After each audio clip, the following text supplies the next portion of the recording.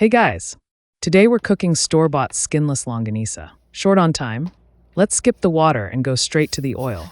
First, heat 5 to 6 tablespoons of oil in a non-stick pan. Keep your heat on low-medium. This is super important. Since they are skinless, they can burn or fall apart quickly.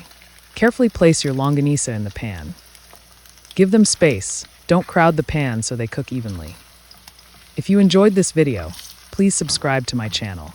Thank you for your support. I used a big pan so everything could fit in it. Please check out my channel. You'll find and learn many more delicious recipes. Skinless longanisa is sticky, so make sure to separate them so they won't stick together.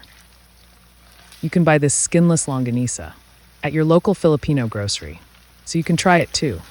Use a spatula to gently roll them every 1 to 2 minutes. Filipino longanisa is a type of sausage from the Philippines, usually made with ground pork, garlic, vinegar, sugar, and various spices.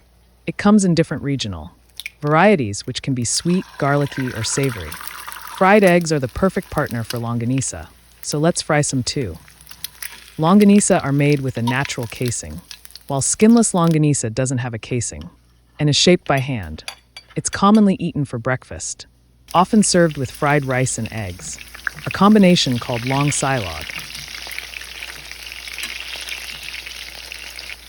Just fry the longanisa for about 8 to 10 minutes, or until it turns dark red, firm but not burnt. Once they have a nice glaze, they are ready to serve.